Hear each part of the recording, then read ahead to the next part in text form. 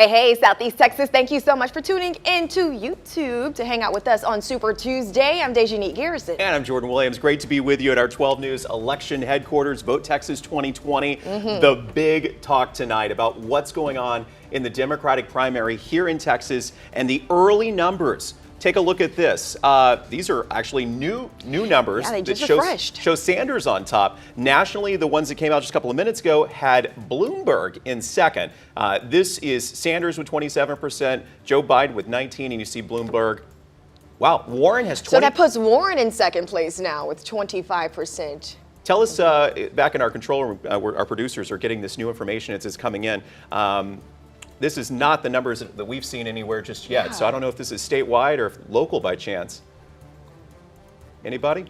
Well, we'll get that in a second as we're waiting for them to get that information. It's Sure. just amazing how this field has dwindled. We started with 29 candidates. So many Democrats, they all couldn't even fit on one debate stage. Jordan, That's right. Remember? That's right. 29? 29. Down to 5. Down to 5 at this point. So again, some of the new information that we're showing, certainly Bloomberg making a strong showing. Texas is one of the first places he was even on the ballot. We've been bombarded, I think is a fair word, with Bloomberg ads everywhere you turn. He opened a campaign office here in Beaumont, so we'll be watching to see how he did. Nationally, one of the big stories is the fact that Biden has overtaken Sanders in the delegate count at this point. Correct, and a lot of that is being attributed to the boost he got after Amy Klobuchar and Pete Buttigieg, both within 24 hours of Super Tuesday, decided to suspend their presidential campaigns and put their support behind the former vice president. Then came Beto. Beto O'Rourke came back, and then they all met at Whataburger and everything. Everything else is history. Exactly. Not really. We did have to laugh because Reuters put out the story about the meeting. A lot of us saw the photos, and they just called Whataburger a chicken joint. Interesting. Where's my number one? Yeah. They do have good chicken strips, but that's another matter. Let's talk about what's going on in the Senate race. Those of you who are with us watching here, Vote Texas 2020, our live returns coming in. And this is the state Senate race on the Democratic side. And MJ Hagar, that Air Force veteran, served 12 years in the military, had been polling very well, Dejanique, and we see her off to an early lead. So we were hearing that she was the only one that was going to capture double digits just before Super Tuesday, and there are a few folks who are on her trail, including a former Houston City Council member, Amanda Edwards. What's working in MJ Hagar's favor? Same thing that's working in Bloomberg's favor, if you ask a lot of folks. She has the cash. She's raised $3 million so far in this race, so that has allowed her to build a stronger campaign infrastructure than a lot of the other folks who are vying for the same position. And we are flipping through some of those, but again, she has quite the lead. What, about 25% of the returns that are in right now in her favor. On the Democratic side, on the Republican side in the Senate race, you see John Cornyn with 81% of the statewide results. These are basically early numbers at this point. He was expected to be able to handily avoid a runoff. Yeah, this is no surprise here, 81%, and we're sure that number will probably remain pretty strong throughout the remainder of the evening. Also tracking local races for you, we've got early numbers in Jefferson County, and on the GOP side, David Odom has more than 6,400 votes. That's 92% of the votes over Emil Serta. Odom is a Marine veteran, a retired Nederland police sergeant. Serta is a former Jefferson County Sheriff's deputy who's worked in consulting for some oil businesses. So it looks like Odom is off to a very strong lead. Dej, he would face incumbent Democrat Zena Stevens. Zena Stevens, a name folks around here are very familiar with because in 2016, Zena Stevens made history becoming the first African-American woman to be elected sheriff in the entire state of Texas. Chambers County Sheriff on the GOP side, the incumbent Brian Hawthorne off to an early lead there. He was sworn in 2013, previously worked in Texas, the Department of Public Safety, Texas DPS, and for their Highway Patrol Division. So Brian Hawthorne off to a very strong lead at this point in Chambers County in the race for sheriff. Other races we are watching as well. We know it's a big day in Orange County because we have quite a few Republican races where there is no Democratic challenger. And what that means, whoever wins tonight they're the winners. So they can right. breathe easy through the rest of the general election season and just wait to be sworn in at the top of 2021. Unless somebody allows them in early. So maybe the current seat holder steps aside. So we'll continue watching for that. Guys in the back, our producers are going to be giving us information. We do want to give you a quick heads up then. I think in about 5 minutes, you're going to see us pause briefly here on YouTube so we can do a quick update for our 12 News ABC viewers. We've got some more updates for NBC. So we're going to be with you through the night, but there's going to be some pauses. We don't want you to get alarmed. Keep the stream going and keep watching. Okay, and we also want to give you some cool options to get information tonight. I think this is really neat. Grab your cell phones. I mean, they probably already have them in their hands, right, Jordan? That's how they're watching on YouTube right now. We're a multitasking bunch. So look, results is the name of the game. That is the keyword tonight. The number you need to text is 409-838-1212. If you shoot us a text and you write in the word results, we're going to send you the latest information about Super Tuesday, which races we're watching, the numbers that are coming in, and who's taking the early lead. So results to 409-838-1212 will get you everything you need. It's pretty much the golden ticket for the night. I just texted it, so we'll see. Oh, it was there. It is. That was quick. That fast. Polls closed at 7, and it'll take you right to our 12 News elections page, which is great. You'll get the numbers at the same time that we are putting them on TV and at the bottom of your screen. So that is that works very well. You know, I just want to go back to the presidential race that we've been talking a lot about, because Texas is really important tonight. Lots of times you hear candidates, you know, taking stake in particular places.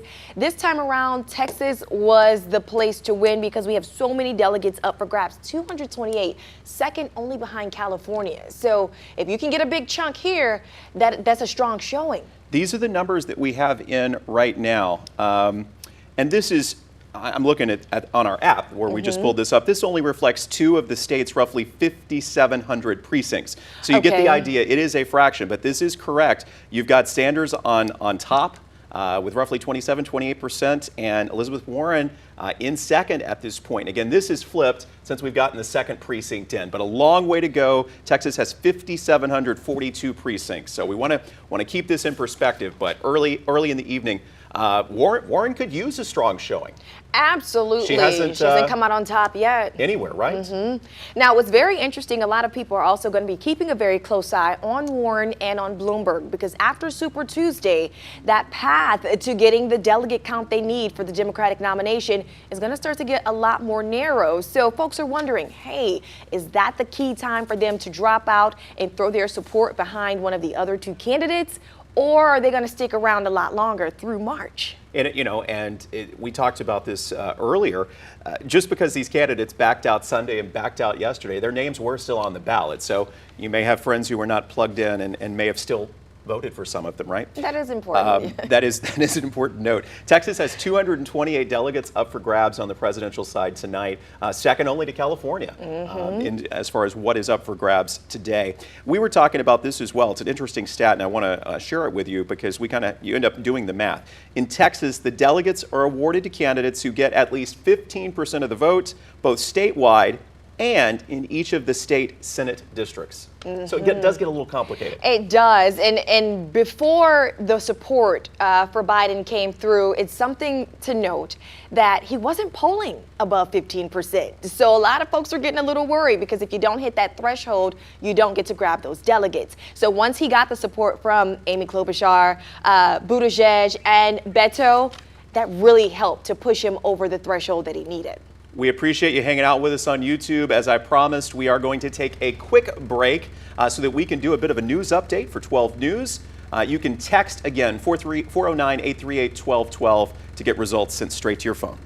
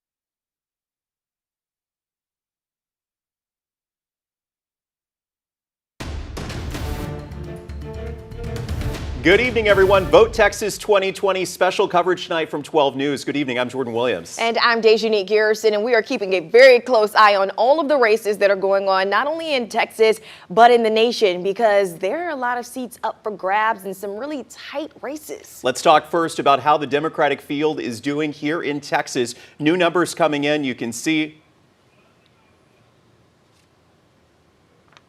We're going to pause for just a second, folks. Those of you who are with us on YouTube.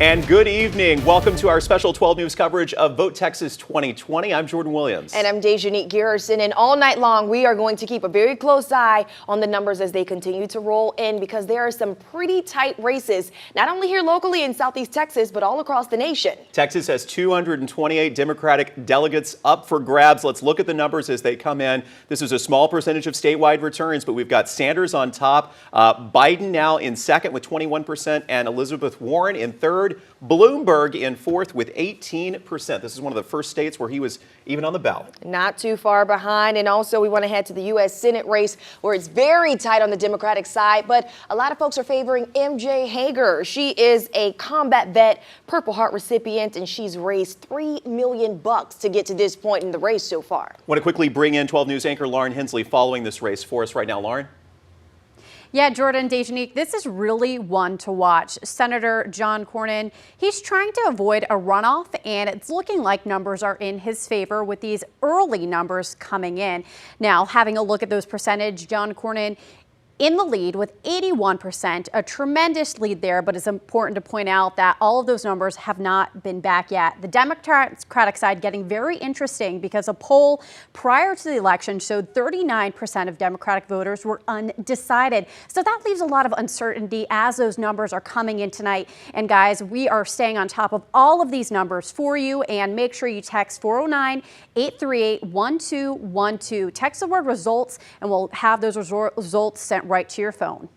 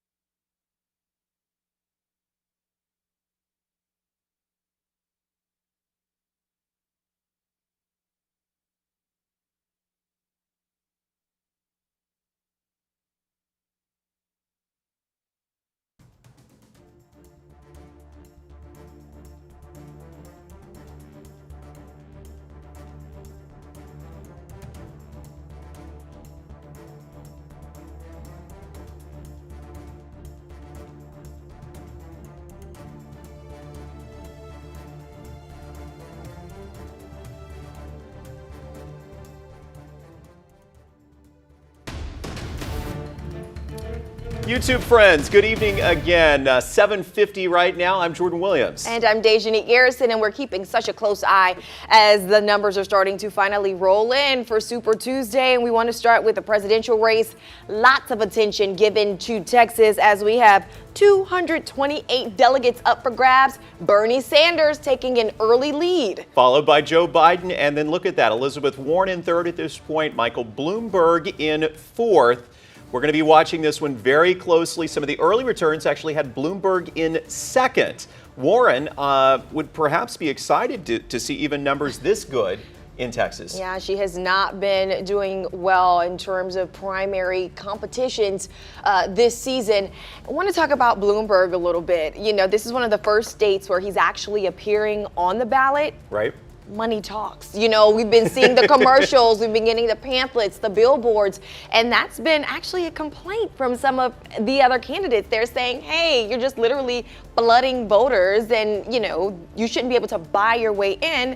But it looks like folks are starting to get a hold of his message. Let's talk about the Senate race. We've got some new numbers coming in right now, and that shows MJ Hagar at the front of that crowded pack, 12 Democrats vying for the nomination, hoping to face the incumbent, John Cornyn, this fall in November. Hagar has served in the Air Force for 12 years, a combat veteran from Afghanistan. And Dejanique, you mentioned it earlier, she had the edge when it came to the financial means to compete. That's the thing. You have to acknowledge the fact that whenever you are competing, especially in a state like Texas, you need the funds to be able to cover this entire state, to be able to get your message across to as many folks as possible. You're looking on the screen now some of the candidates who are polling in single digits. We want to mention Michael Cooper, who's actually a Lamar University graduate, a local businessman here in Southeast Texas who is vying for that same spot. All right, so there's the Democratic numbers. On the Republican side, John Cornyn has a very, very strong lead. Of course, he was in Port Neches yesterday, meeting with the Jefferson County GOP. More symbolic than anything else at this point, with 81% of the vote. No runoff is likely on the Republican side there. So let's talk about what's happening in the race for Jefferson County Sheriff. Another early front runner, 92% of the vote right now going to former Nederland Police Sergeant David Odom. David Odom. So whoever wins this particular race, they're going to go ahead and face off against incumbent Democrat Zena Stevens. In 2016, she became the first African-American woman to be elected sheriff in the state of Texas, and something she's really been working on during her time in office, mental health within the system. So that's definitely something that's been a progressive move, and one of these fellas are going to have to run up against her. And Zena Stevens running unopposed on the Democratic side, so she will likely face David Odom. Let's talk about some Democrats and the race for party chair here in Jefferson County. Joseph Trahan, a Hampshire Finette grad, UT Austin graduate, who's been working to expand the Children's Center into Jefferson County, really made it his focus to bring new life in the Democratic Party, and you see him on top over Ava Graves, roughly a 20 percentage point lead at this hour. Yeah, Ava is currently the Democratic Party chair, and if you follow these races, you'll know it's one of those things where Joseph says he wanted to bring in new ideas. Ava says she wanted to carry the baton of the momentum that the party had, so this will be interesting to keep a close eye on as that race continues to unfold. But you had, you know, Trahan, who had the endorsement of former Congressman Nick Lamson and so many others here in the Democratic Party. So it's kind of a combination of old and new. Yeah. We'll see what happens in that race. But again, Joseph Trahan in the lead there. To the Orange County numbers just coming in, Dejanique. Strong showing for John Gauthier at 74% with these early returns we're starting to see here. Ernest Bayer, 26%. Of the returns. Now, if we take a closer look at what's happening with Orange County Judge, Gauthier was appointed in July of 2019, selected by commissioners after 2 previous judges resigned. We've kind of lost count, and I you know, perhaps some of the Orange County, some of our friends in Orange County feel the same way. So Gauthier really is about stability at this point, and that's kind of what he told us today when 12 News reporter Paris Kane caught up with him on the campaign trail on this election day. So again, John Gauthier in a very comfortable spot at this point.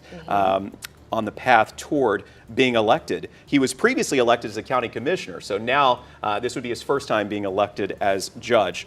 To the 163rd Judicial District we go right now, and we have seen a lot of money, a lot of ads in this race, and right now 2 attorneys facing off, Rex Pivito and Michael Catt, and Pivito has an early lead. If he can hold on to it, he can sail smoothly into November. There is not a Democratic contender, so whoever wins tonight, they win outright. Same thing with the Orange County Sheriff's race and the Correct. Orange County Judge race we just mentioned. 409-838-1212, the number to call. I always feel like we're doing a telethon when we mention that. You sound it's just like It's a really telethon. great. It's a great number to save in your phone. Quite honestly, it's the direct line to our newsroom. It is. And so if you ever need to get in touch with us, we do our best to field your phone calls when we're here and be in touch with you. But you can text results to that number tonight. But if you're anything like me, sometimes I don't feel like talking on the phone, or you just want something quick. I think that's what's cool about this system. Once you text, our system will send you a text back with the information that you need to stay up to date as those results continue to cycle through the evening. Right now, I think most of the returns locally that we have are the early voting Yeah. numbers. So we thank you for being with us here on YouTube. We're going to take a quick break so we can update some of our television viewers. So you'll see a slight pause, but keep the stream going. We're coming right back.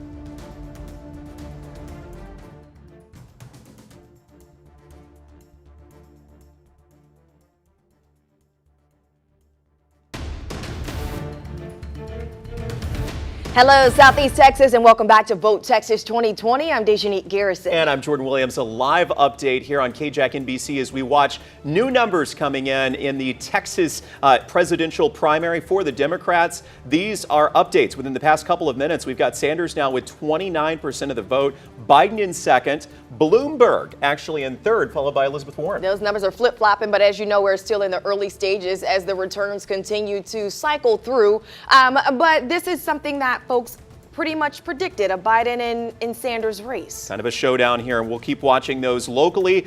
We have the incumbent, John Gauthier, in the race for Orange County Judge, facing Ernest Baird. And Gauthier has a very, very strong lead at this point, Dejanique. Very strong showing, and he's going into this with a little name recognition because in July of 2019, he was selected by commissioners after two previous judges resigned, so he is a name and a face that the folks there are familiar with. Let's go to District Judge in the 163rd Judicial District. This is to replace retiring Judge Dennis Powell. A very closely watched race between Rex Pivito and Michael Catt. Pivito has the lead at this point, roughly 4,600 votes over Michael Catt's 3,300. We'll watch the numbers as they come in. And for Orange County Sheriff, here is another race we're watching. Very important. Jimmy Lane Mooney at 52% right now, really closely followed by Rob Strauss with 48%. Important to note that whoever wins this, they do not have to go against the Democratic contender in November. So tonight's winner takes all. And if you are interested in getting real-time election results sent straight to your phone, go to 409-838-1212. Just text the word results to that number. We're going to be back here in just a bit as we continue tracking the new numbers coming in. It's Vote Texas 2020.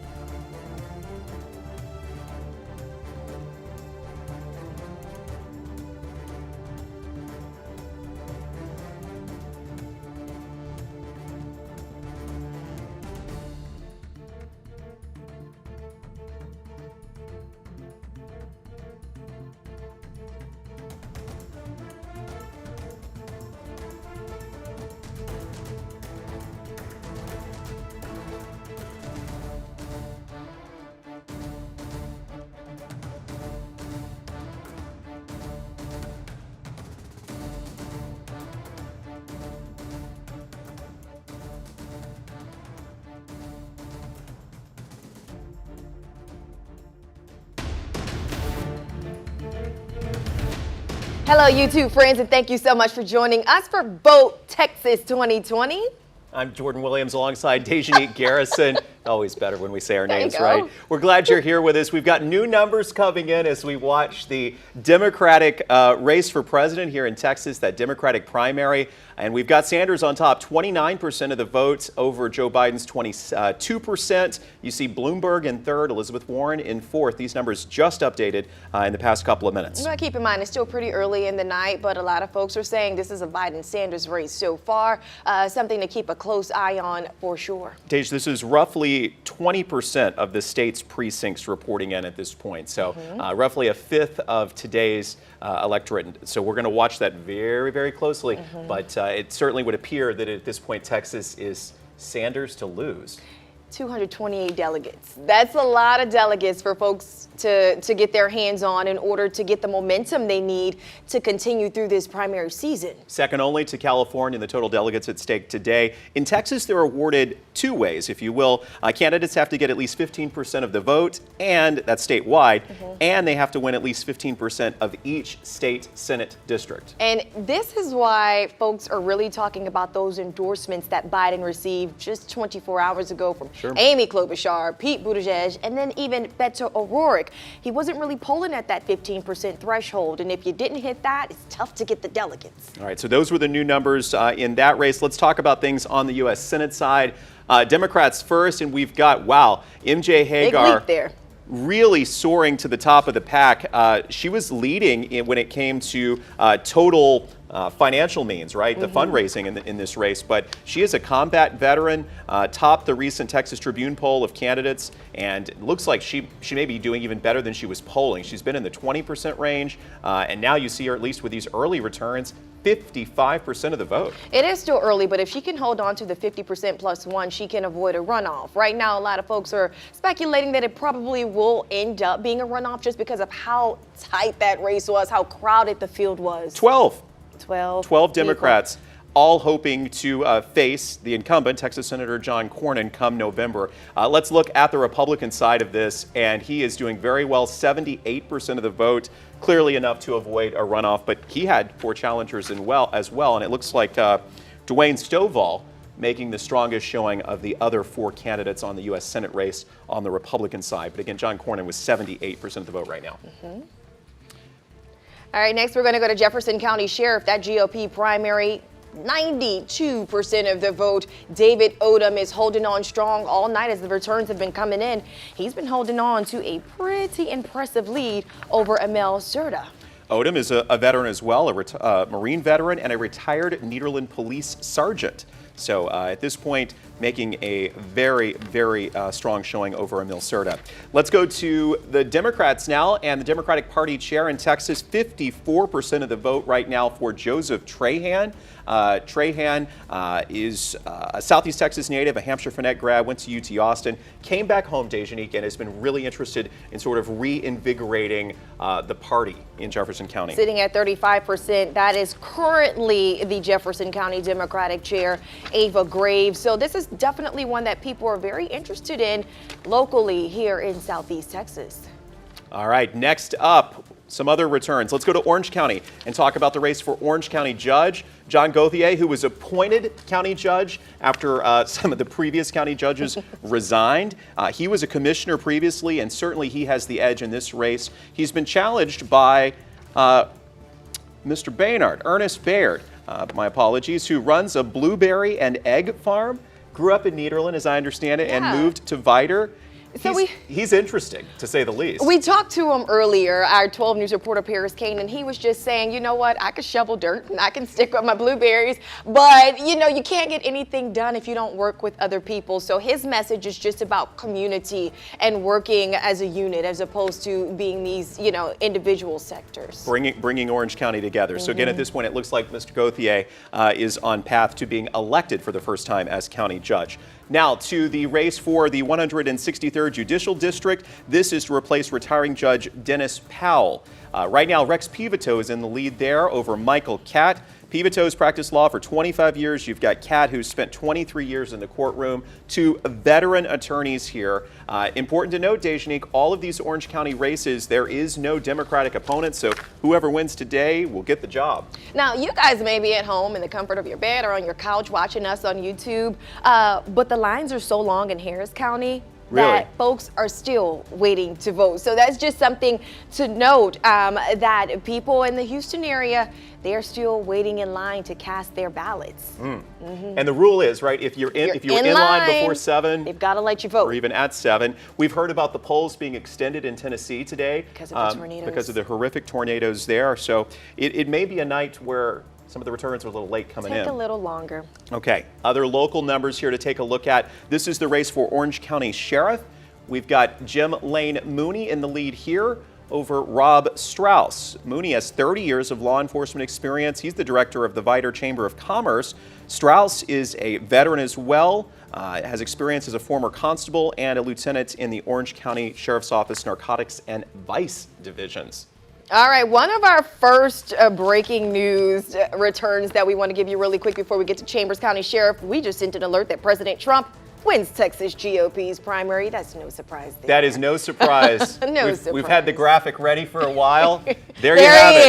is. President Donald Congratulations to the president tonight, for sure, winning Texas handily. Although we did want to mention there were, what, 4 or 5 others at one there point were that actually were on the 6 on the ballot. Republicans, Jordan, yeah. 6 others on the ballot. So the president handily wins Texas, and we'll be preparing anxiously to see who he's going to face. We're going to have a better idea by the time the night closes, likely, who the Democrats are coalescing around. Next up, Chambers County Sheriff.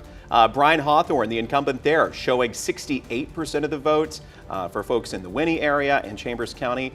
Sheriff Hawthorne looks like he's going to be reelected based on these early numbers. Too early to call the race, but he certainly has a sizable lead. And he's definitely someone who has some experience. He worked with Texas Department of Public Safety and the Highway Patrol Division, was sworn in 2013. So lots of folks backing Hawthorne at this hour. And those of you who are with us on YouTube, we want to let you know we are going to be taking a couple of breaks here as we do some updates for our television viewers. I was going to see, we were just joined here in the studio by Tom Tassinger from the Bowen Enterprise. I know we'll have to adjust the camera here in just a second to bring you in. Look, he's here with us. Hello, sir. Happy to be here. How are you? You look like you guys are all on top of this. We're rolling, but we were waiting for you. They're coming in. Yes. What do you want to talk about? Oh, gosh. Southeast Texas did not get rain today. That's important. A lot of the Super Tuesday states had a bad forecast. So I don't know about the rest of the state, the rest of the South. We didn't have rain here, so that's a start right there. Yep. That's going to help turn out right there. Let's talk about the Democrats' race for president on their nomination. Was this a must-win for Sanders? Absolutely. No, I thought you were going to say for Biden. For Biden, yes, it is, because and he has won so far, I believe, 3 states: Virginia, North Carolina, Alabama. Right. And Bernie Sanders, but Bernie Sanders is favored in Texas, as you reported, and possibly California, the 2 biggest states. So the momentum had clearly been with Bernie Sanders. If Joe Biden, who appears to be coming on a little stronger, can do that, it's a 2-person race. And then what about Michael Bloomberg? Is he going to be a factor in this or not? So a lot of folks like to shrug off endorsements. They say, they're old school, they don't mean much. But after those strong endorsements last night from Buttigieg and Klobuchar, it seems like the Biden campaign really got a second breath. Yes, and Beto O'Rourke was in that group too. Yeah. Yes. You clearly saw, for lack of a better word, the establishment of the Democratic Party uniting behind Joe Biden, because frankly, a lot of Democrats are concerned that Bernie Sanders, as a Democratic socialist, would not succeed in November. Let's just say it. I mean, and would hurt their other candidates down the ticket. Would hurt their down ballot candidates. And he appeared to have all the momentum up till today. So we'll see. We'll see what happens after all these races today. We hear that phrase Democratic Socialist thrown out so much. We heard last night, Cornyn said there's not even such a thing as a Democratic Socialist. What are we talking about? Well, to Bernie Sanders and to others, it's a distinction. It makes a difference. It means he does not support authoritarians, dictators like Castro or whatnot. Maduro in Venezuela, who are not elected really by free elections. He believes in democracy, but he's a socialist. He wants a much stronger role for workers in our economy, more control on corporations. Gotta pause you. Okay. I apologize. We got to go on TV. Just getting good. YouTube, don't go anywhere. We're coming back for you.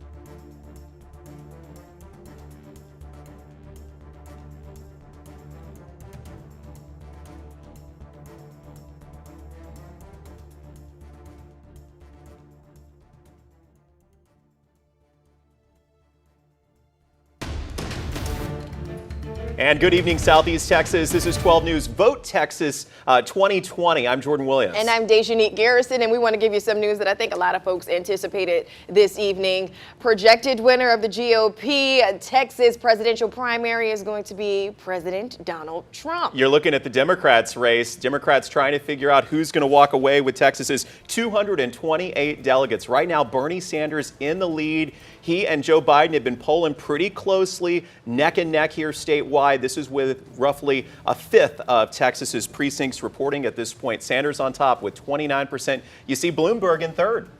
And I think a lot of that has to do with Bloomberg and his ads and his billboards and his phone calls. Lots of resources flooding into the Lone Star State. Let's talk about the race for U.S. Senate. These are the Democrats who are hoping to face incumbent John Cornyn. And we have at this point MJ Hagar, a combat veteran from the Air Force, in first place with 41% of the vote. She had been polling very well. Dejanique, she had the edge when it came to the finances to pull off this race. Absolutely, but you do see Christina Ramirez close on her tail in terms of the folks who are running for this seat. 12 other contenders. She's at 21%. And let's flip over to the Republican side. Senator John Cornyn, 79% of the vote. Again, this is roughly a fifth of the statewide returns in at this point. Should be enough for him to avoid having to do any sort of a runoff. And we want to make sure we keep you guys up to date as the numbers continue to cycle in this evening. Text the word results to 409-838-1212, and we'll be sure to text you back with a link to all of the latest information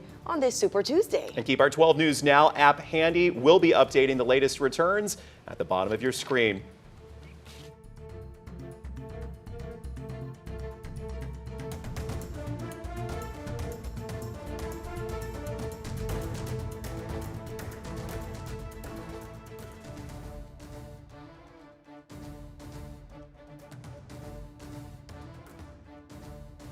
All right now taking a strong lead, John Cornyn. So we want to toss out to him to see what he has to say on this Tuesday evening.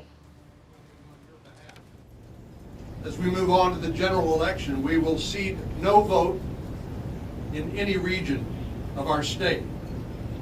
like I've done in the Senate, I'll reach across the aisle. Welcoming Texans caught in the Democrat Party's civil war and repelled by socialism. We'll ask them to join our efforts, and I bet many of them will. We're going to work to continue to unite Republicans and to make sure that we win from the White House to the courthouse. Woo!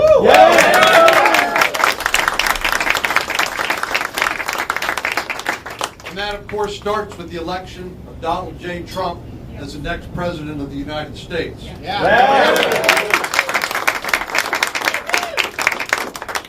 We are making our choice tonight, and we choose Texas. And we're going to keep fighting for her.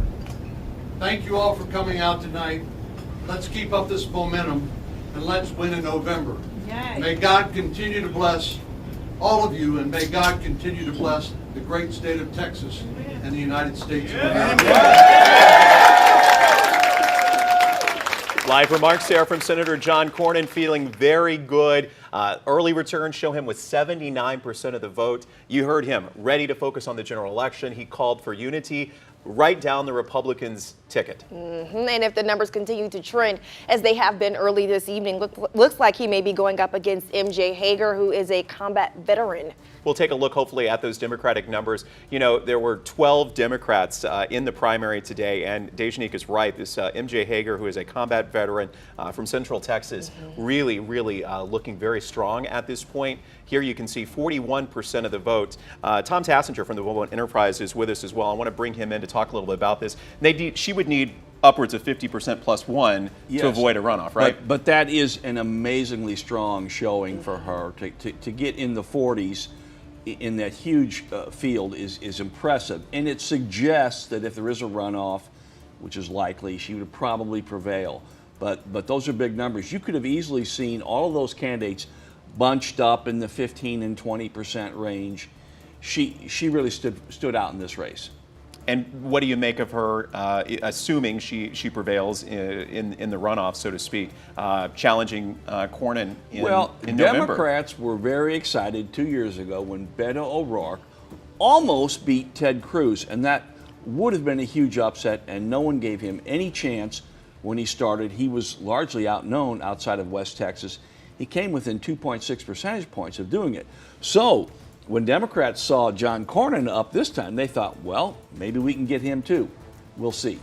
We'll see. Yes. We will watch that one closely. You see officially there, we've put the check mark on Senator Cornyn. Yes. You heard his speech moments ago live here on our 12 News YouTube feed, because he is quite confident with these early numbers that he has easily won his party's nomination. Okay, so let's head back to the presidential race. We had to cut it off a little bit. We did pause. We did pause for just a second, but our YouTube viewers, we want to pick back up. We were talking about this notion of being a Democratic socialist and how some folks are saying that doesn't exist. But Bernie Sanders and a lot of his supporters are saying, oh yeah, it does. And you see it with us heading to the polls and supporting Sanders. It is a distinction he makes.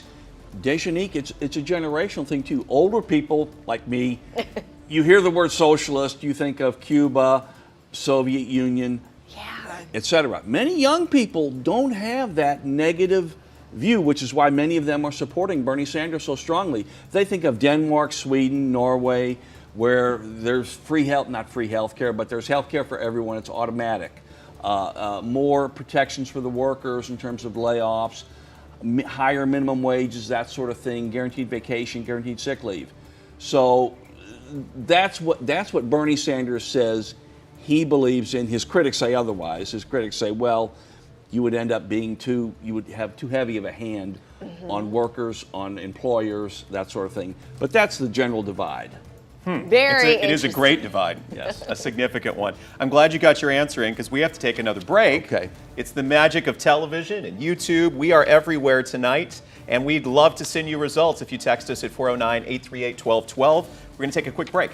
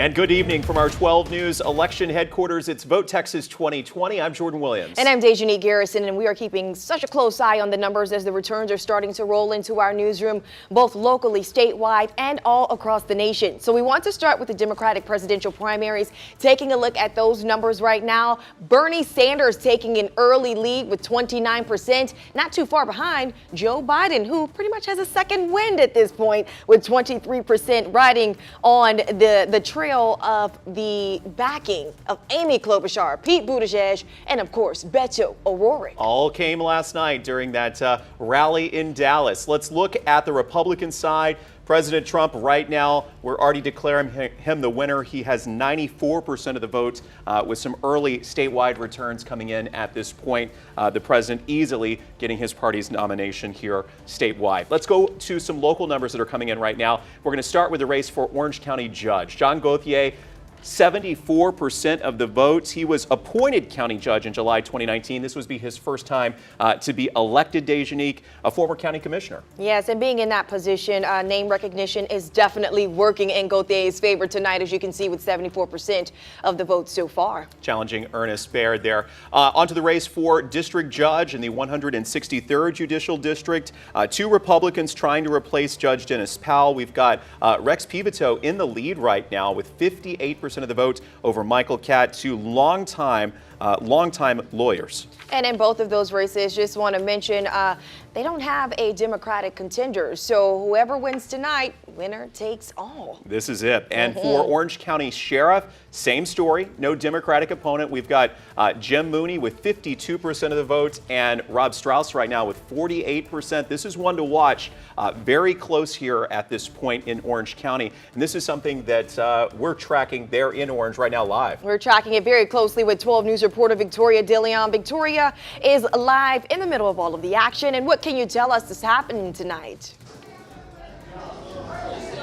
Well, tonight, friends, family, and members of the community came out to the Old Orange Cafe here in downtown Orange to support Rob Strauss. Now, Strauss is currently the lieutenant for Orange County Sheriff's Department's Narcotics Division, and he tells me that division is all about teamwork, everybody pulling their own weight, and if elected sheriff, that's what he wants to focus on. He wants to be able to cross-train departments so that they can better serve the community here in Orange. Again, Strauss is running against Jimmy Lane Mooney, who's worked for the sheriff's office for about 13 to 14 years. And of course, one thing to remember is that there is no Democrat running in this party's primary, meaning whoever wins the election tonight will be the new sheriff of Orange County. But for now, I'll send it back to you in studio. Victoria, live for us in Orange tonight. Thank you so much. And hey, we want to help you get the election results as they come in. Of course, we're putting them on your screen, but we know you got your phone handy, so we want you to text us. Text the word results to our newsroom number, 409-838-1212. Once you text that number, we will be sure to send you a link back. It'll give you all of the information you need to keep up to date with all of the numbers as they continue to roll in throughout the evening. And we want to make sure that we just make it convenient for you. We want to make sure we make it easy for you. That's the goal tonight. If you want continuous coverage, by the way, we are streaming right now on our 12 News YouTube channel, so you can flip over and pull us up on your phone or your favorite digital device and check in with us, because we're going to be there with live streaming coverage throughout the evening. We want to take one more look at the state numbers and the race for president right now. Again, Donald Trump has easily won on the Republican side statewide, but when we talk about the Democrats, a crowded field, and it's a tight one. We've got Sanders right now on top, 29%.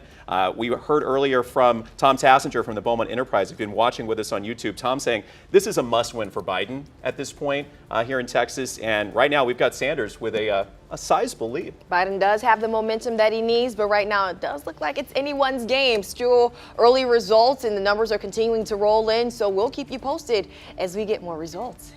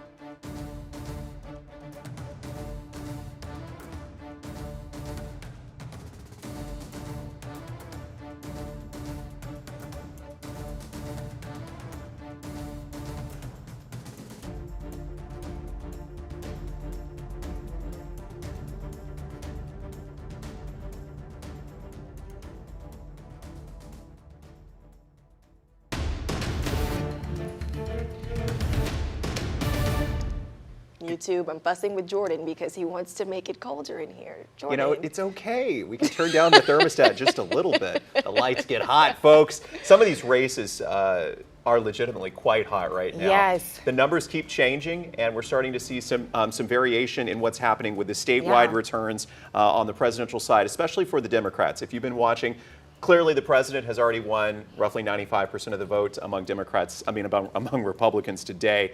So he is already very much the winner on the GOP side for his party's nomination, those delegates from Texas. So on the Democratic side, we've got Bernie Sanders with 29%.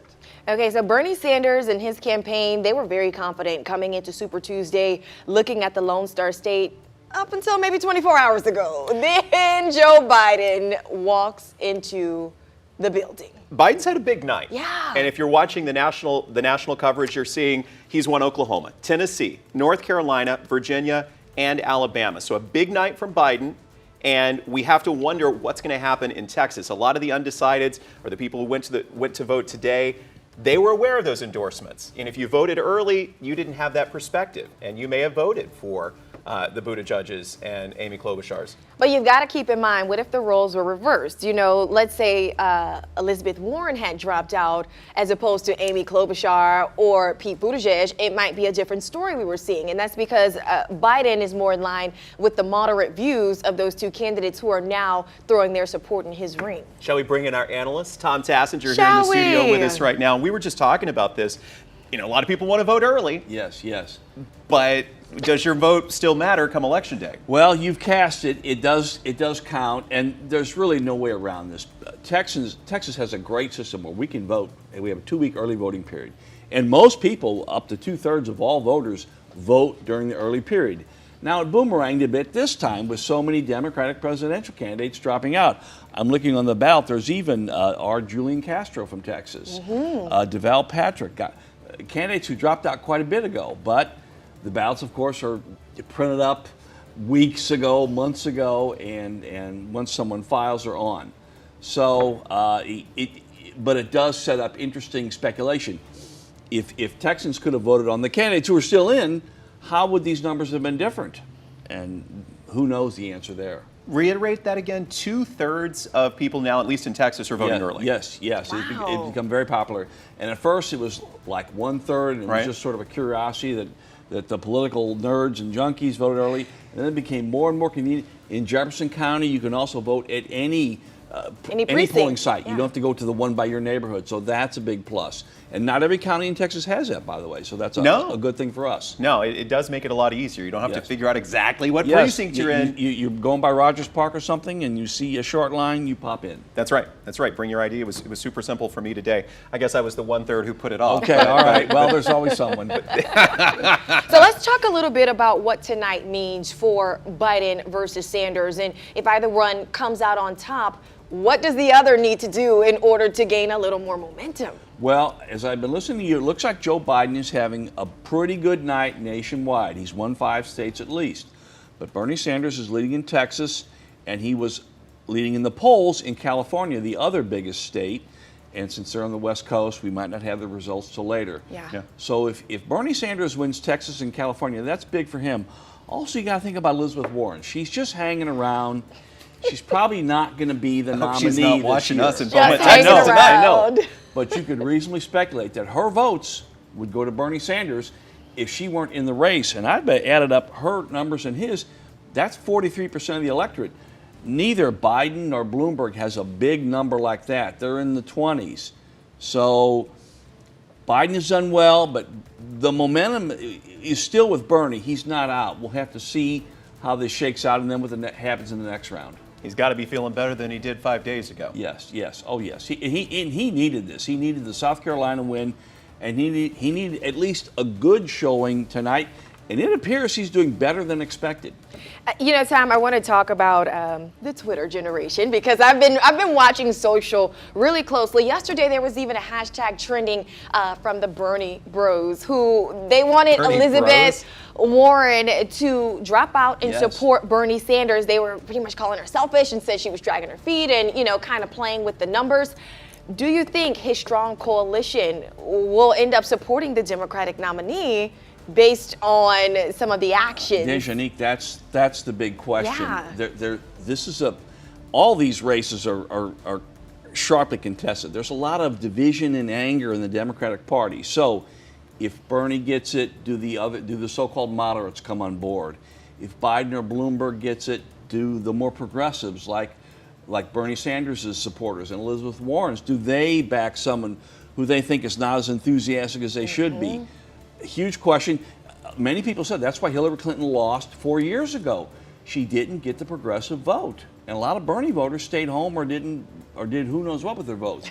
But they didn't vote for her, and she didn't win. Tom, we love you. We're glad you're here. You want to pivot? I'd like to talk a little about some of the local races. Yeah. Sure. We were seeing a fairly tight race for Orange County Sheriff. We'll let the folks in the back bring up those numbers. But this is to replace Keith Merritt. He announced he's not seeking re-election, opening the door for a new sheriff, and that would be either Rob Strauss or Jimmy Lane Mooney. Two Republicans. We got 52% for Mooney, 48% for Rob Strauss right now. Yes, and if those numbers hold up, obviously Mooney takes it, and not a huge margin, but enough to win. Jimmy Mooney did get the endorsement of most of the police department members in Orange County and the Orange County Deputies Association, so that may have swung it for him over Rob Strauss. Again, these early numbers indicate that he is going to just pull it out. We'll see what the final total is. Why do we think that is? Because if I'm looking at both of these fellas, they both have decades worth of law enforcement experience. So for one to be tilted so much in terms of the endorsements is interesting. It is, and you know, deputies talk to their wives and husbands, patrol officers. I mean, these are people who vote. Yeah. They talk to other people they know. So apparently those endorsements matter more than some other ones.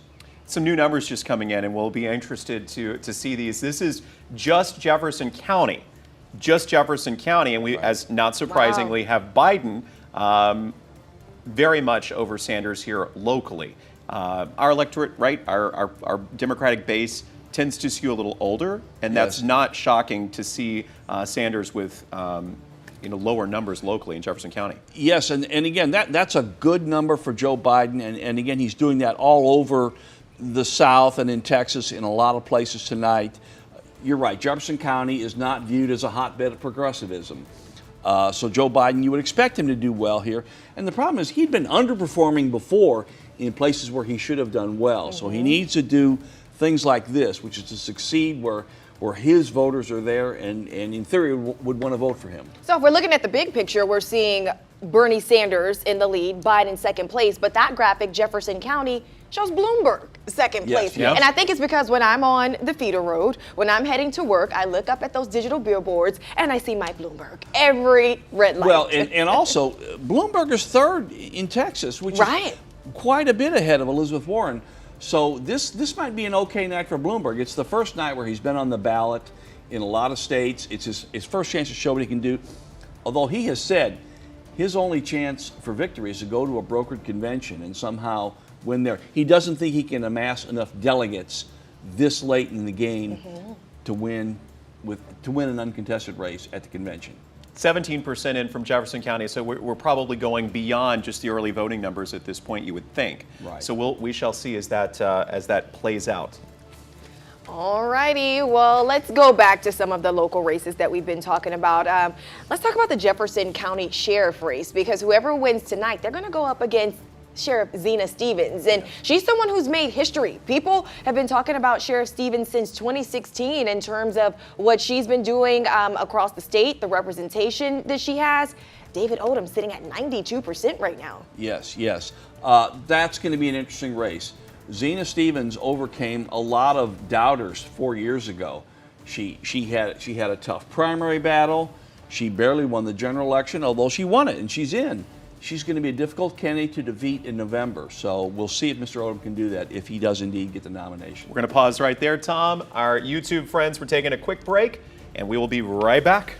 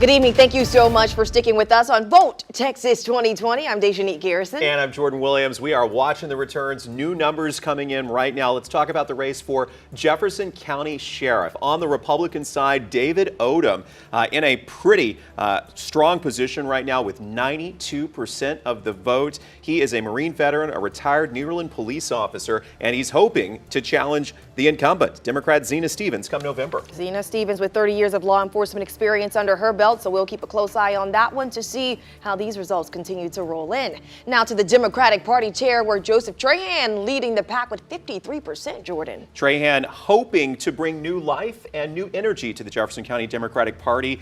He's on top of Ava Graves, who is currently serving as party chair. Let's talk about the race for president and the statewide numbers here for Democrats. And it shows we've got Sanders right now with 29% of the vote over Joe Biden's 23%. Bloomberg in third, Warren in fourth. Now Biden and Sanders a neck-and-neck race as the numbers continue to roll in. We want to bring in our resident expert as it pertains to politics, Tom Tassinger, to just give us a little bit of perspective about what that means for Southeast Texas and the state that's up for grabs for these two candidates. Yes, it's interesting that Joe Biden is doing much better in Jefferson County than he is across the rest of the state. It appears, if the numbers hold up, that Bernie Sanders would win Texas. And again, we know that people are still trying to vote in Houston. Yeah. There have been long lines in some polling places. Yes. It suggests that our Democratic voters in Jefferson County, a little older, perhaps a little more conservative, or at least moderate might be a more accurate term. Sure. But we were talking earlier, Bernie Sanders, you look at Austin, Houston, San Antonio,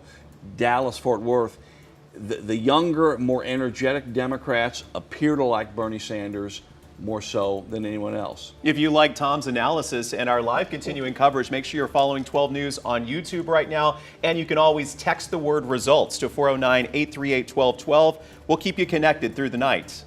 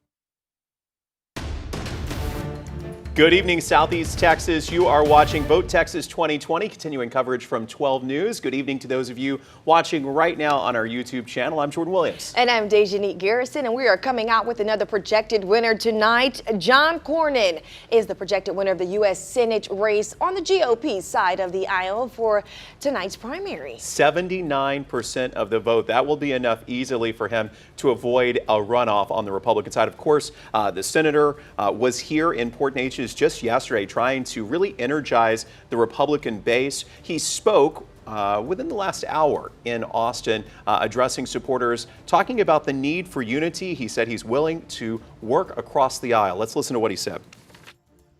But thanks to your vote here tonight, I get to keep fighting on your behalf. As we move on to the general election, we will cede no vote in any region of our state. Like I've done in the Senate, I'll reach across the aisle, welcoming Texans caught in the Democrat Party's civil war and repelled by socialism. We'll ask them to join our efforts, and I bet many of them will. So what Democrat will he face? That is one of the questions we are looking at tonight.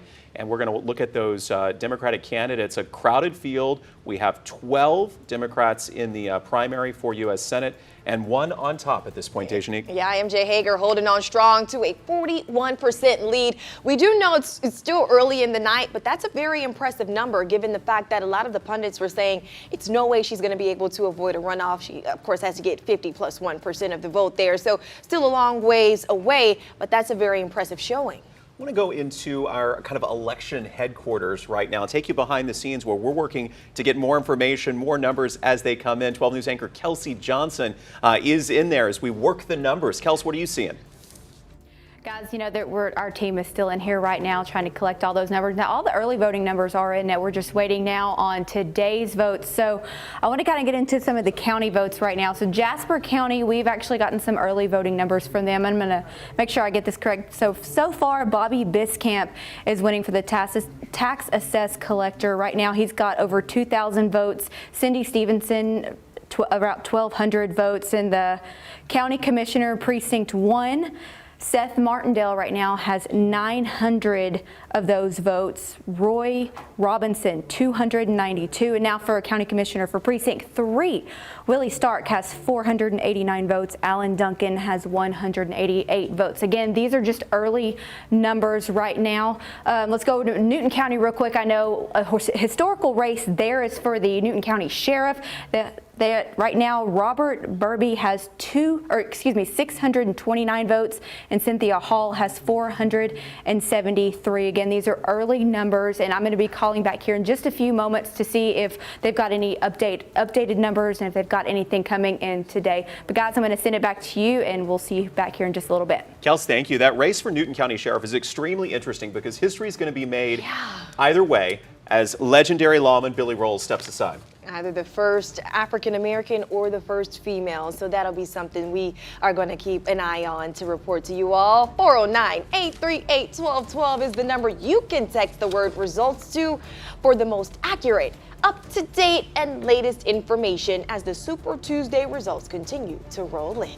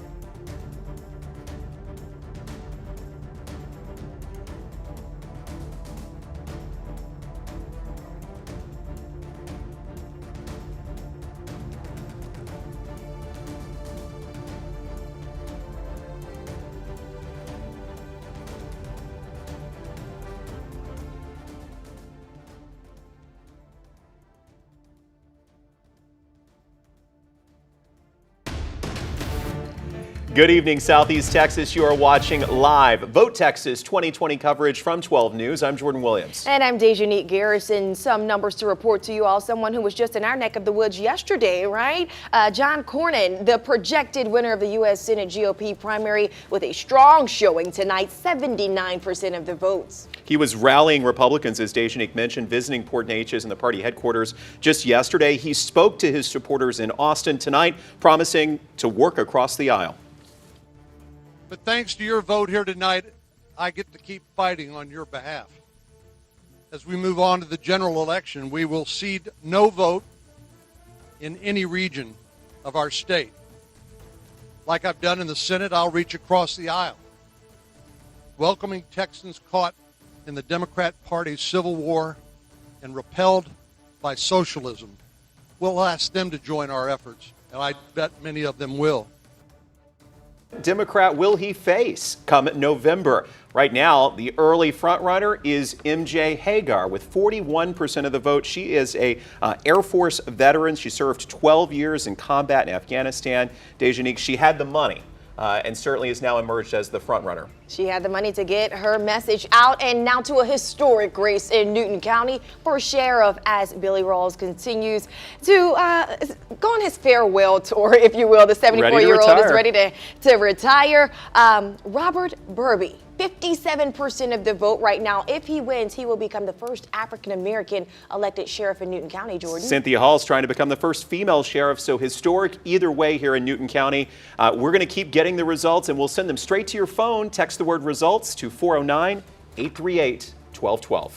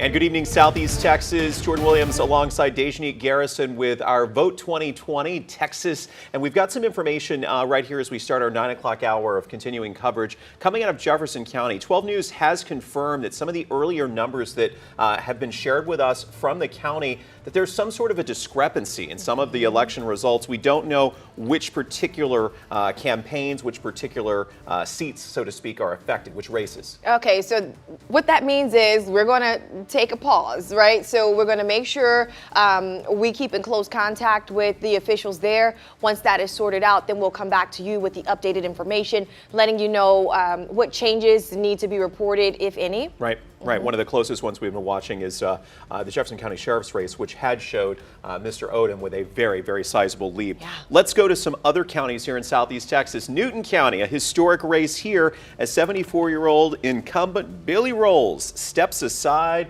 a legendary Southeast Texas lawman ready to either be replaced by Robert Burby or Cynthia Hall. I mean, this is something to watch. But if you take a look at the numbers, 629 in comparison to 473, Cynthia could still theoretically come from behind, grab a little more support and come from behind. So this race is not called just yet. We're still keeping a close eye on it. But talk about big shoes to fill. Billy Rolls, 50 years of law enforcement under his belt. She would become the first female, he the first African-American sheriff in Newton County. So we will watch that one closely through the evening. Let's go over to Chambers County, just down Interstate 10 from us, where the incumbent Sheriff Brian Hawthorne hopes to be reelected, Dejanique. Yeah, Hawthorne was sworn in 2013, and he has worked with the Texas Department of Public Safety and the Highway Patrol Division. So definitely some name recognition there. Lots of support with just over 3,000 voters throwing their ballots behind Hawthorne. We shall see how that one works out there in Chambers County. Also watching what's happening in Jasper County, as I recall, in the race for tax assessor collector. And right now on that, we have Bobby Biscamp with a sizable lead, 63% of the vote right now over Cindy Stevenson. He's seeking one more term before retiring, came into office in 2005. This has been an interesting race to watch because there's been some mudslinging and accusations, right? Cindy Stevenson, Jasper County has been her home for 51 years. She owns a successful plumbing business, and that's just within the last 11 years. Stevenson has filed complaints against Biscamp over misuse of funds, but important to note, all charges have been dismissed against Biscamp. So to Jordan's point, very, very messy one right there. Messy, yeah, maybe mudslinging wasn't the right word, but certainly some real back and forth as we've watched that play out in Jasper County. Again, if you're just joining us on our YouTube channel right now, we're offering continuous live coverage right now. I want to bring in Tom Sassinger, our political analyst from the Beaumont Enterprise, and he's with us tonight as we watch some of these local races. We don't really know what to make at this point of what's going on. I think Tom is certainly sitting next to me. There he is, sir. I wanted to make sure we saw you before we started hearing from you. We don't know what to make of what's happening in Jefferson County with the numbers right now. You just heard the same information we did straight from our newsroom, that there's apparently a discrepancy of some sort. That's highly unusual to as again, we're trying to sort this out, have wrong numbers go out. You would wonder how that would happen. Many voters will ask how that would happen. And you've got to consider that if there's a close race, the candidate who just barely loses is going to wonder, well, is this the correct total? I mean, do I need a recount? So that's going to be very interesting as that plays out to find out exactly what happened. Was an electronic mishap? And does it affect Democratic and Republican ballots? Yes, or is it just one primary or the other? So many questions. Yes, yes. Okay, well, it sounds like we have a winner. Some returns coming in Chambers County. There you have it. We're going to call this one. We're calling this race for Brian Hawthorne, who was sworn in 2013. Will retain his seat with just over 5,000 of the votes. 66%. Congratulations to him, and he has no Democratic opponent, as I understand it, there in Chambers County, so he will keep that seat. I feel like we've heard from the sheriff quite a bit in recent months. Sadly, one of the most high-profile things he had to deal with was the killing of that woman apparently by the wild hogs in the Anahuac area. We heard from him fairly recently as he was involved in a narcotics case with a bunch of people arrested in the Winnie area. Remember that story probably 2 months ago? So he's certainly had some high-profile cases that have made regional news lately. There have, and he's pretty popular in the county, and I think the vote totals we're seeing tonight reflect that. He did have 2 challengers. It doesn't appear that either one of them is going to give him any problems. So a strong win for him, and generally expected to be like that. You want to talk about the race for president? Let's jump to it. I feel like we should. Let's jump to it because we have 228 delegates up for grabs in the state of Texas. That's huge. Only second to the state of California. So a lot of resources were allocated to the Lone Star State, Tom. Yes. And it's surprising that Bernie Sanders apparently is doing well in Texas, right? But not so much in many other states. Bernie Sanders was leading in the polls in California. We won't have those results until later, probably past our broadcast tonight. But what if Bernie wins the 2 biggest states, Texas and California, but Joe Biden has a really strong night with 7, 8, 9, 10 wins? I know many of you are probably watching the national coverage on this, but it is important for us to hit. Biden at this point is projected to win or has won Oklahoma, Tennessee, North Carolina, Virginia, Alabama, Minnesota, and most recently Arkansas. That's impressive. Frankly, that's well above expectations. I don't think anyone would have said that would happen tonight. They would have been grateful for 5 or 6 wins, something like that, something to hang your hat on and say, well, we've got momentum from South Carolina. We're still moving forward. But it looks like a big night for Joe Biden.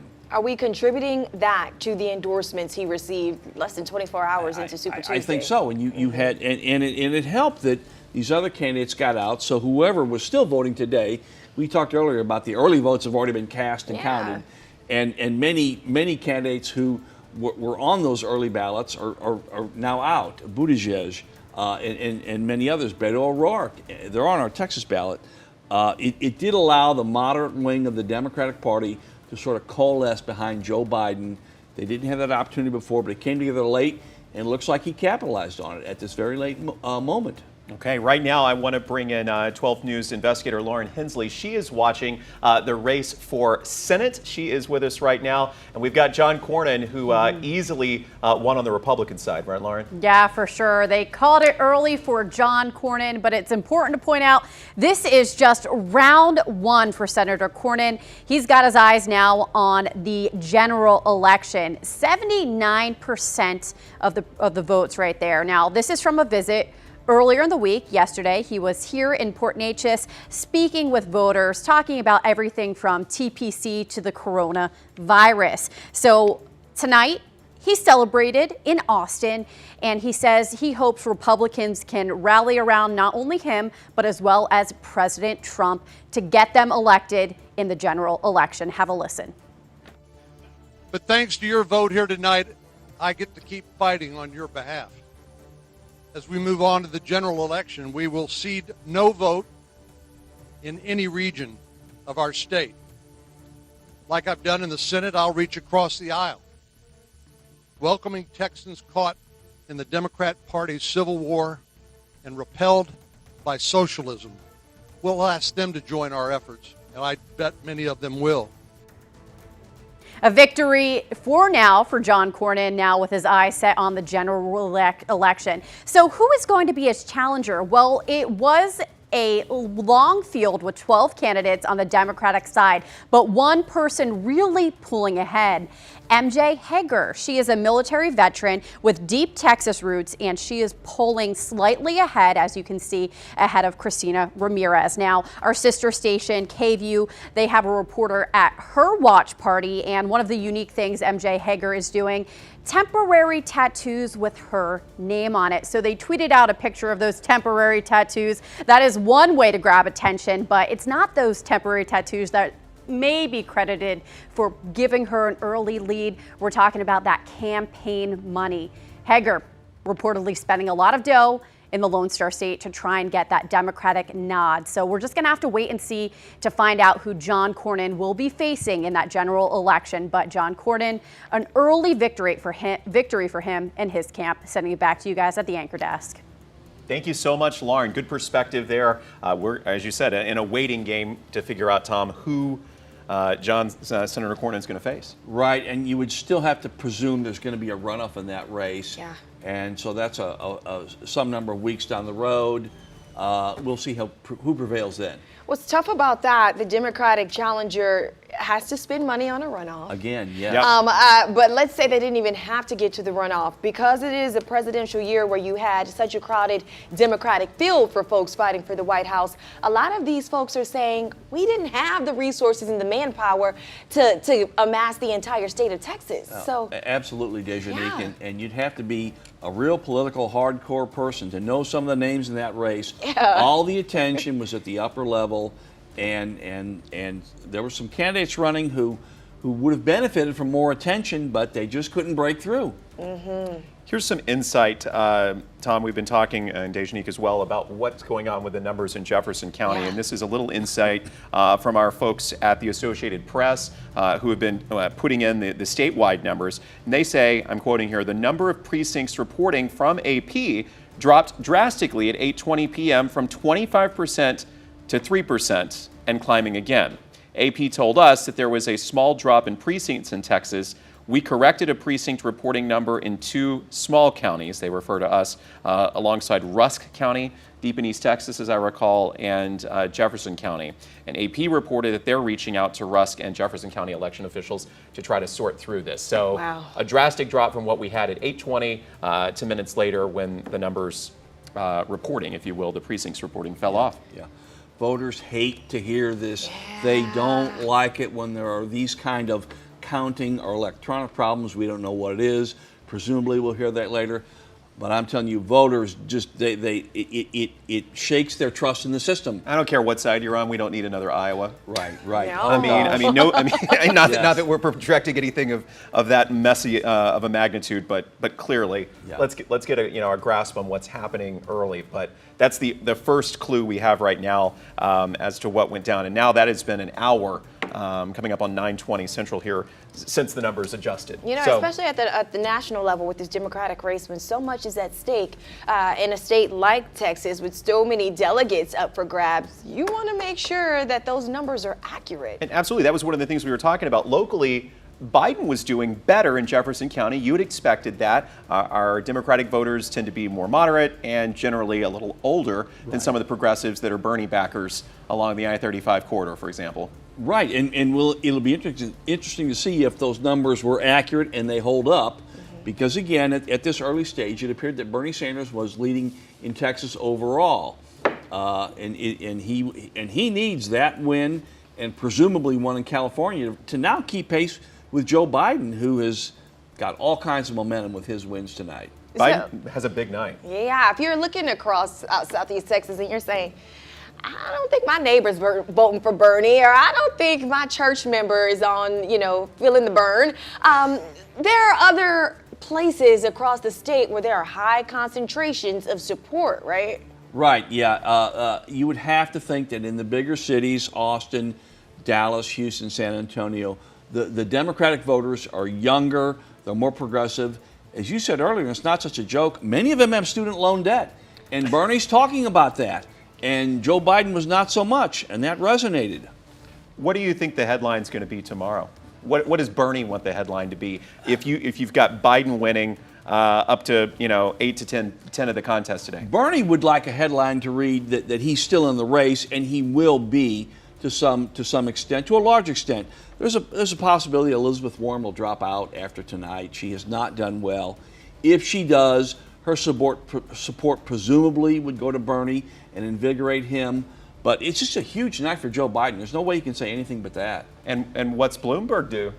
There's talk right now that he's going to reassess his campaign. If he drops out, really after his first round of primaries, that would be a huge surprise. He has the resources, clearly, to go all the way to the convention if he wants to. But does he want to? And what does it do for the Very party? interesting. Exactly.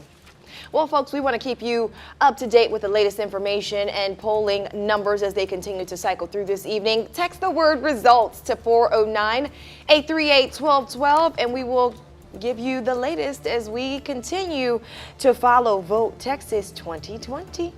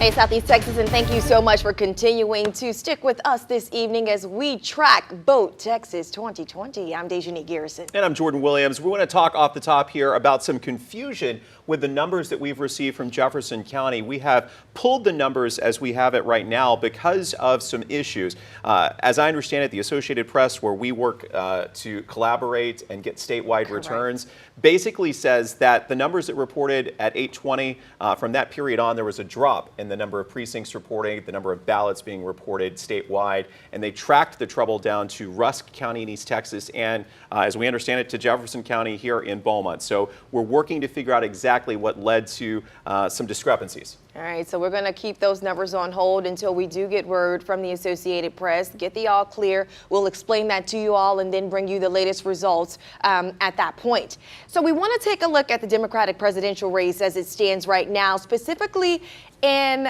is this Jefferson County here that we're taking a look at, or is this our national? This should be statewide. Okay, this is our statewide number. Bernie Sanders still holding on to the lead at 29%. Close second place, Joe Biden at 24%. You've got Bloomberg there at third with 18%. Not a good night for Elizabeth Warren, only 13% statewide. So again, that is the look there on the Democratic side. We're going to continue to watch that race as the numbers fluctuate locally. When we had more numbers from Jefferson County earlier, it showed Biden doing fairly well here in Jefferson County. By that I mean above 40%. All right, coming up next, this is no surprise. President Donald Trump taking the GOP presidential race here in the Lone Star State. So President Trump will go on to compete against someone who we don't know just yet because the race has been so tight. At this point, it appears it'll be Bernie or Biden. We shall see. The president waiting to see who his November opponent will be. Over to the Democratic side and the race for U.S. Senate here in Texas, you have MJ Hagar on top, 29% of the vote, closely followed by Christina Ramirez with 16%. A runoff likely here, Dejanique. There were 12 candidates. The numbers are starting to now reflect what a lot of folks have been following with this particular race. MJ started at about 41%, and now that number is starting to drop as the results continue to pour in.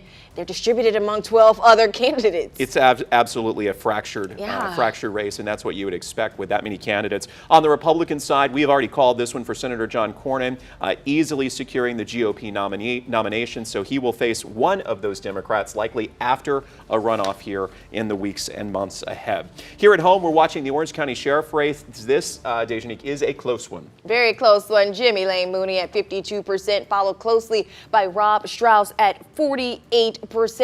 Very important to note with this particular race, winner takes all. They do not have to compete against a Democratic contender in November. They'll just sail into their position at the beginning of the year. And we're going to have live coverage on 12 News at 10 from Orange County as we watch those returns come in the Orange County races. Right now, you can get real-time election results sent straight to your phone. Simply text the word results to 409-838-1212. And again, we're working to get through the discrepancies in Jefferson County. The new information, we're going to be working as those numbers come in right here on 12 News.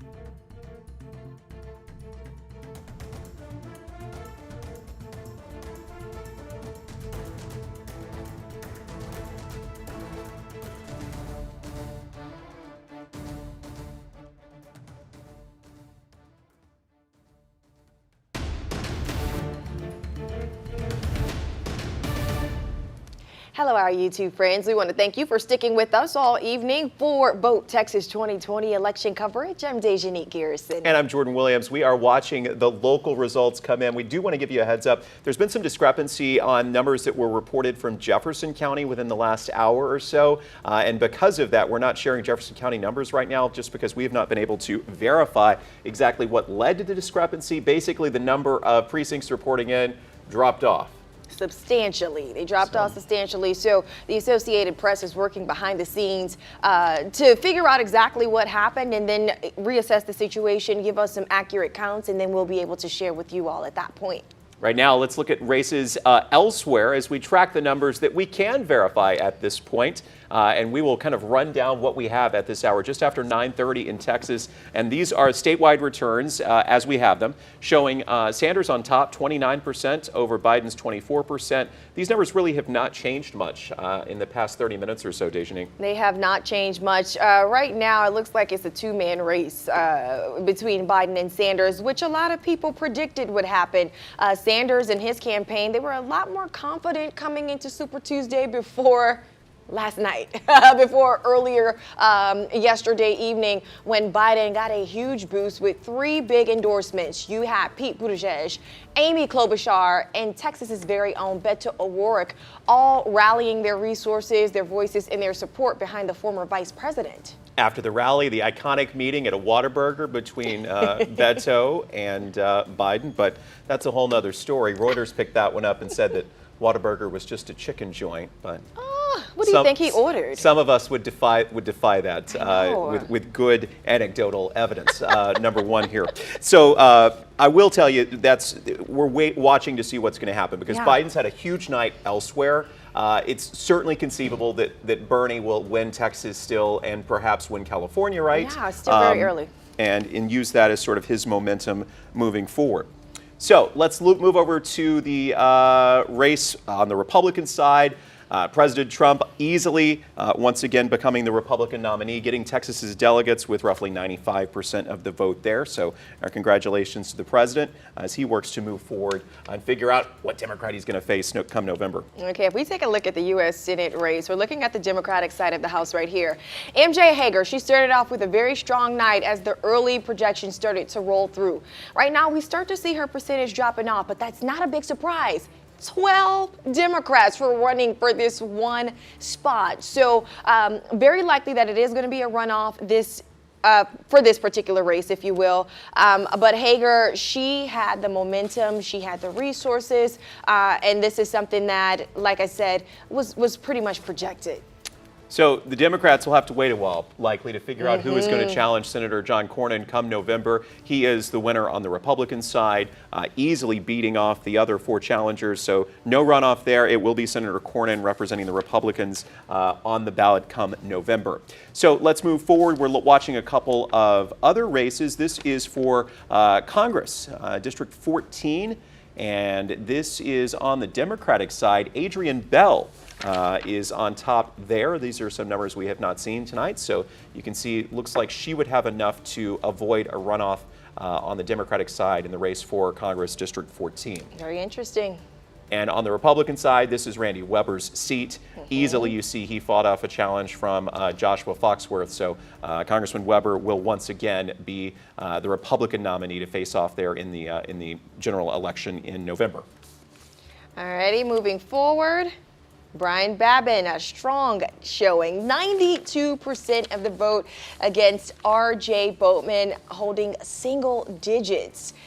My recollection is there may not be a Democrat running at all. I've got Tom Tassinger out here with us as well from the Bowman Enterprise. Are we right? I think there may be a Democrat on the ballot. Oh, there are. But Babin is a strong favorite in that district, as is Randy Weber in his district. So there's very little chance that they will not be returned to Congress after November. These were not seats that were at all volatile or up for grabs by any stretch or any analyst there. Let's flip through some of the others. We want to get you as many of the returns as we can right here. We thank you for watching us right now on YouTube, and I think some of you may be on Facebook as well. For Orange County Sheriff, this is a tight race between Jimmy Lane Mooney and Rob Strauss. Roughly 4 percentage points. You can see, do the math there. Fewer than 1,000 votes separating these two, Tom. Yes, and I see we have a fairly low percentage of votes so far, so that could change later on as things develop. Apparently, Kelsey Johnson just came through the studio here to let us know that Strauss is currently winning this, so we'll update these numbers. Wow. It looks like we just got some numbers and perhaps a flip-flop. We've got 2 teams of reporters in Orange County tonight, so it's going to be an interesting one to watch. Perhaps the Orange County judge race a little bit more decisive, you might say, with Yes. John Gauthier. Can't really call him an incumbent, but for all intents and purposes, he is, because he was appointed. This would be his first time running as county judge, and he certainly appears to be getting the majority of the support. Yes, yes, and not a strong challenger for Mr. Bayard, a blueberry farmer who didn't campaign much. Mr. Gauthier easily cruising in that election, so not much of a surprise there. Are you surprised at what's going on in the district judge race there in Orange County? Yes. 163rd? Yes, yes. Those are hard to call sometimes. Judicial races are not like race for mayor or county commissioner. There aren't the issues that voters are used to thinking about and discussing. Right. You just have will I enforce the law? Will I be a fair judge? And of course they will. Mm-hmm. That's Michael Catt and his challenger. I don't know if we have those numbers right now to pull up, but it's a relatively close race as well. Yes, yes, and again, it'll be interesting to see if those numbers hold up. If we get a late switch, mail-in, yes, Rex Pivotal, a big name in Orange County politics. Will mail-in ballots come in late? Will they sway something? So that's still a lot could be called there. Before we wrap up, Newton County, just a really important race because of the history behind it all. You have Billy Rawls, who's 74 years old, 50 years in law enforcement. He's ready to retire, and look here. 2 folks who are ready to make history. If Robert Burby holds on to that lead, he'll become the first African-American sheriff in Newton County. If Cynthia Hall comes back at 40% right now, she'll be the first female sheriff of that county. What do you think this means for those folks? Well, obviously, you're going to make history either way. You actually have history piled on top of history. Yeah. Billy Rawls, as you well know, was the sheriff in Jasper County. Right. When the James Byrd tragedy occurred. He served there for a number of years, retired, came back to win the sheriff's race in a different county. That doesn't happen too often. So the Newton County sheriff's race has been interesting for quite a while, and again, history is going to be made tonight one way or another. Billy, beloved. Yes. By many, and will be missed. Yes, yes. Missed by many, if not all. He does that column for you guys in the Enterprise. Yes, he does, and he'll say things like, chickens are missing, if you see them, turn them in, or something like that. It is Jordan fun. was chasing chickens not too long ago. It is I think. fun to read.